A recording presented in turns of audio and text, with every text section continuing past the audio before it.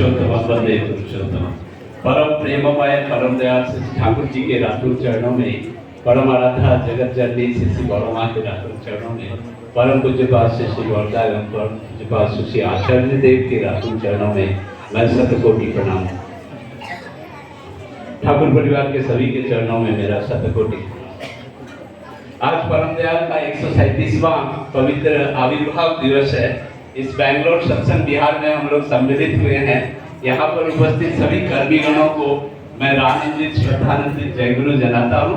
साथ में मेरे सभी गुरु भाइयों को, भक्तिमती माताओं को मेरा प्रणाम, जय गुरु, बच्चों को मेरा स्नेह। ये सत्संग बिहार यहाँ पूज्यपाद श्री दादा और आचार्य देव और गुरु परिवार का सभी का निश्वास प्रश्वास है। यहाँ पर सभी का निश्वास प्रश्वास है।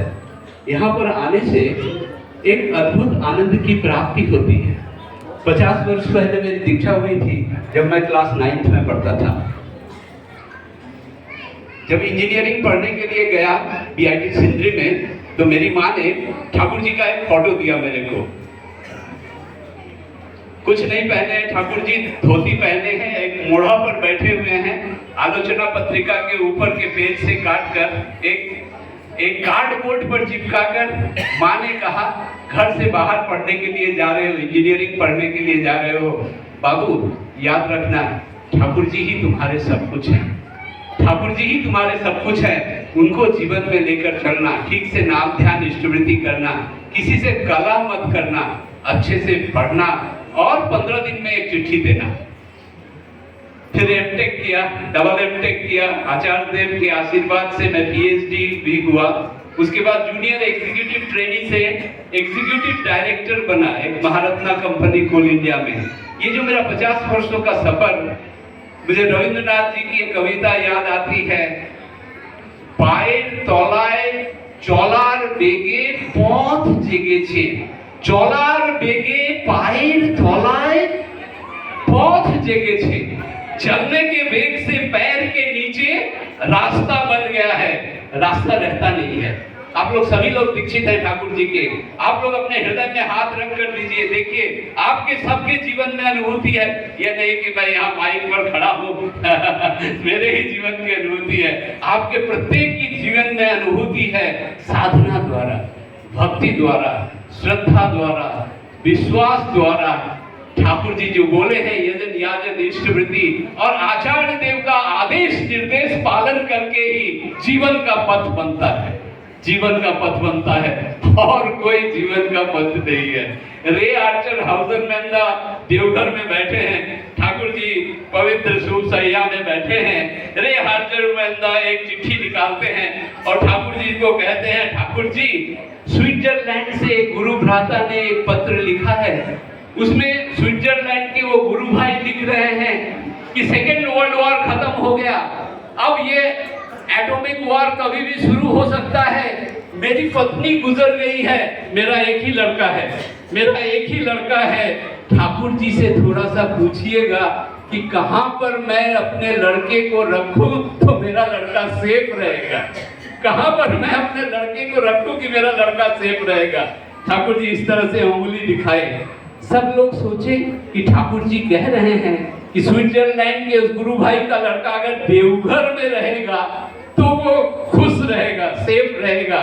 जब श्रद्धे देवीदा पूछे कि ये क्या संभव है कि इस जगत के जितने लोग दीक्षा लिए हैं वो लोग यदि देवघर में रहेंगे तो वो सेफ रहेंगे, तो हाउसन मैंदा ने कहा, मैंने ठाकुर जी की आंखों की तरफ देखा है और उन्होंने जो ये इशारा किया, इसका मतलब जो उनके श्री चरणों में रहेगा, जो उनके श्री चरणों में रहेगा वो सेफ रहेगा।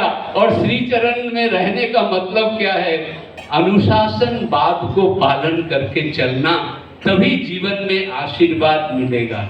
डॉक्टर अलेक्सिस कैरल वो नोबेल प्राइज विनर थे। डॉक्टर अलेक्सिस कैरल वो नोबेल प्राइज विनर थे। द मैन अननोन, वो पुस्तक में उनको नोबेल प्राइज मिला है।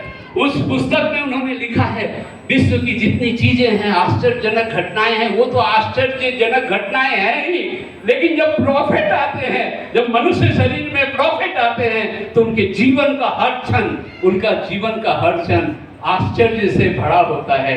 श्रद्धेय ननी गोपाल चक्रवर्ती दास ठाकुर जी से पूछे, ठाकुर जी जीसस क्राइस्ट क्या एक साधारण आदमी थे? जीसस क्राइस्ट क्या एक साधारण आदमी थे? हम लोगों जैसा चलते फिरते थे? ठाकुर जी बोले नहीं, रिमेंबर, वो साधारण आदमी नहीं थे। Every existence of his, every atom of his existence is God, God and God. Every atom of his existence is God, God and God. Shri Krishna भगवान बोले, अवांग मानस गोचरम, मैं उनको मनुष्य के रूप में देखता हूँ, लेकिन वो अवांग मानस गोचरम है। बातों से उनको समझा नहीं जा सकता, चिंता से समझा नहीं समझा जा सकता। पुरुषोत्तमेर कृति आचरण তিনি না জানালে বোঝে কোন জন। পুরুষোত্তমের কৃতি আচরণ তিনি না জানালে জানে কোন জন। from toe to head Shri Thakur ji अमान ईश्वर थे। श्री ठाकुर जी अमान ईश्वर थे, लिविंग लॉर्ड थे, लव लॉर्ड थे। सुबह में एक दिन ठाकुर जी निकले हैं, अंधेरे का समय है, अंधेरा है, अचानक एक ह्यूमन एक्सक्रेटा मल उस पर पैर पड़ गया। ठाकुर जी बोले, এটা ভাষার হাবু মনে হচ্ছে। भाषा बोलकर एक व्यक्ति है, उसका ये एक्सक्रेटा है। ठाकुर जी आए, फिर लौट करके स्नान करके और भाषा को बोले, তুই কি ওদিকে পায়খানা করতে গেছিলি? তুই কি ওদিকে पायखाना करते गए? तुम क्या सुबह में उधर पैखाना करने गए थे? तो ठाकुर जी आप उधर क्यों गए थे? आज तो मैं सुबह में उधर पैखाना करके आया हूँ। बोलिए, ह्यूमन एक्सक्रेटा पर पैर रखने से ही ठाकुर जी को भाषा का चेहरा याद आया कि ये भाषा का ही एक्सक्रेटा है। सोचिए वो क्या है? एक भक्त ने कहा, देवीदास, बस 2 मिनट का समय लूंगा दादा। श्रद्धेय देवीदास ने ठाकुर जी से पूछा, ठाकुर जी बचपन से मैं पढ़ा हूँ, बचपन में से ही मैं पढ़ा हूँ, if wealth is lost nothing is lost, well if wealth is lost nothing is lost, if health is lost something is lost, and if character is lost everything is lost, if character is lost everything is lost। Shri Thakur ji बोले, if ideal is lost everything is lost, if character is lost उससे कोई आता जाता नहीं है। अगर जीवन में आदर्श लॉस्ट हो जाए तो जीवन का सब कुछ लूट जाता है।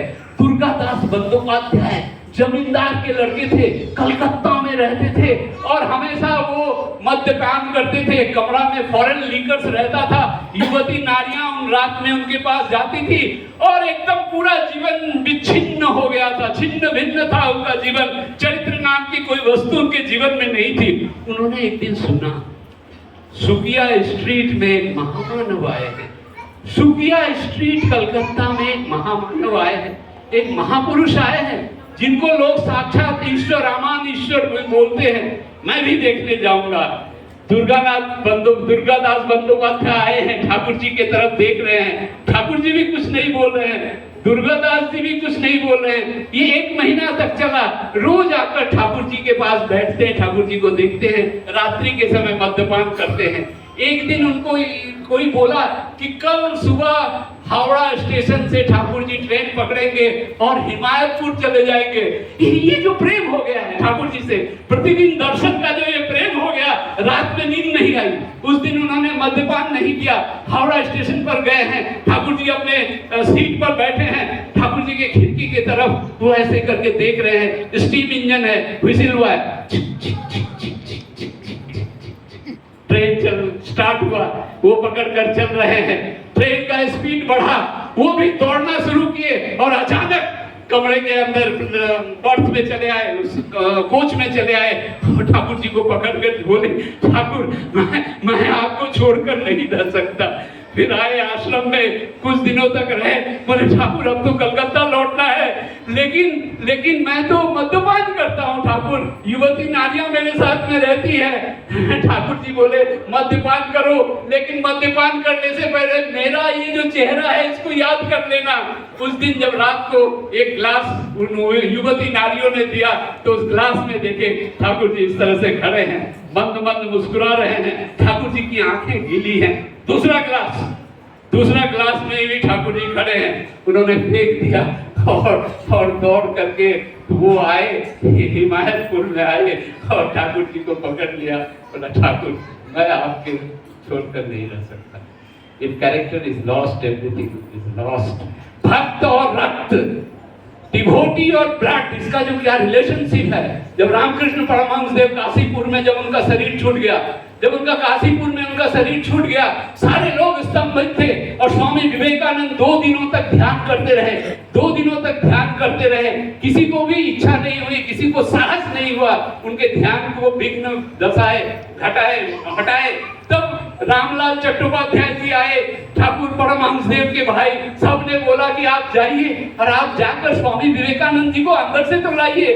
जैसे ही रामलाल चट्टोपाध्याय गए, एक चेयर को अपने कपड़े से विवेकानंद जी ने साफ किया, साफ करके उसमें रामलाल चट्टोपाध्याय जी को बैठाया उस चेयर में और अपने उनके पैर को पकड़ कर रहे। भक्त और ब्लड, भक्त और ब्लड। सिसी बोरदा सन बाई बर्थ थे और सन बाई कल्चर थे। हम लोग सन बाई कल्चर हैं। सिसी बोरदा सन बाई बर्थ और सन बाई कल्चर है। वो आचार्य परंपरा, ठाकुर जी का वो ब्लड आज भी प्रवाहमान है। इष्ट गुरु पुरुषोत्तम प्रतीक गुरु वंशोधर রেতশ্বরীরে জীবন্ত থেকে জীবন্ত উনি চিরন্তন, রেতশ্বরীরে সুপ্ত থেকে जीवंत उन्हीं चिरंतन। आज भी श्री ठाकुर जी लीला कर रहे हैं आचार्य देव जी जीवन के माध्यम से। उन्होंने जो कुछ कहा है डीपी वर्क करने के लिए, दीक्षा की संख्या बढ़ाने के लिए, ये हम लोग माथे पर लेकर जीवन में चले। जय गुरु। आप सबके